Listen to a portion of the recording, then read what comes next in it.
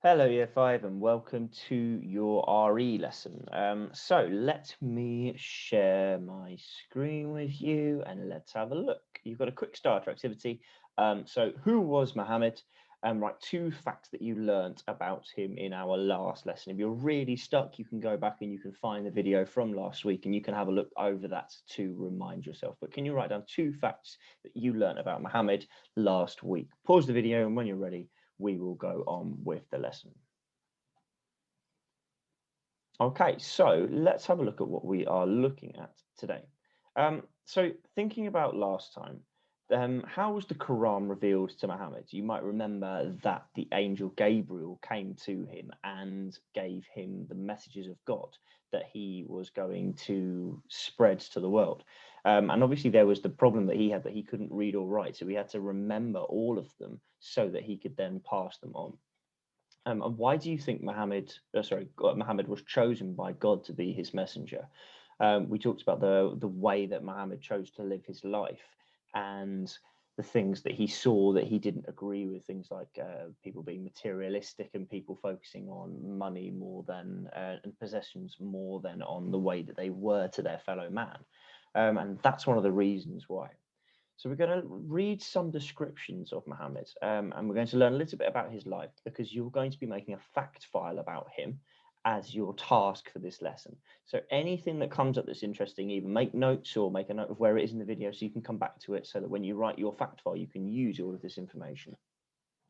So he was of medium build, closer to being tall. His skin was extremely white. His beard was black. His mouth was pleasant. His eyebrows were long, and his shoulders were wide. So that's one description. What sort of image do you get of Muhammad from that description? And let's have a look at another one. He was not vulgar, nor did he condone vulgarity, and he was not one to shout in the marketplace. He did not reward evil with evil. Rather, he would forgive and overlook. He never in his life struck anything with his hand except when he was fighting in the name of Allah.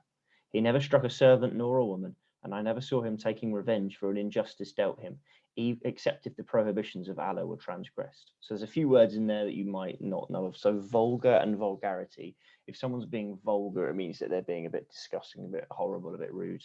Um, Prohibitions mean it's something that's banned, and transgressed means if you break the rule, you're transgressing. So except if the prohibitions of Allah were transgressed, it means if someone broke the rules that Allah has put in place. Okay, so the next one. He was continually smiling, gentle in manners, soft in nature. He was not severe, harsh-hearted, loud, abusive, or miserly. He would disregard that with which, he would disregard that which he disliked, and no one ever despaired of him. He never responded to disparagement or evil words. He forbade upon himself three things: argument, arrogance, and that which did not concern him. So if you're miserly, it means that you're not very generous. Disparagement is where somebody says something bad about you. So it means that he never, if someone was speaking ill of him, he never responded to it. He just ignored it. And forbade is like an archaic way of saying forbidden. So what happened to Muhammad after his first revelation? Muhammad soon gathered a group of followers who believed that Muhammad was the prophet that they had been waiting for. Muhammad preached about what God had told him and warned people against worshipping their idols.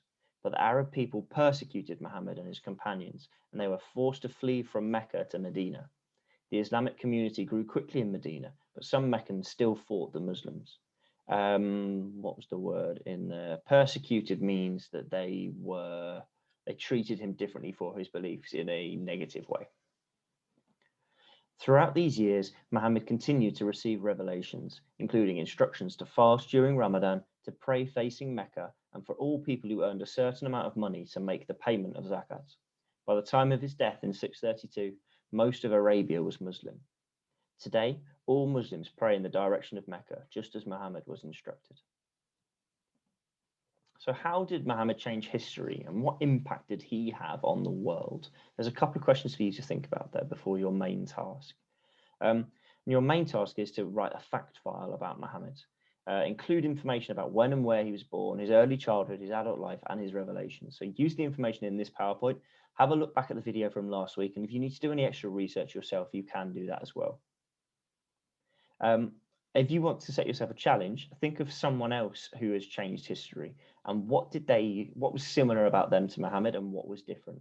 If you need to use a template on the next slide, I've got a template that you can use. You can either copy the layout, or if you've got the facilities to, you can print screen and screen grab it so that you can use that and print that off. I look forward to seeing your fact files, and please send them over to me as soon as you're finished.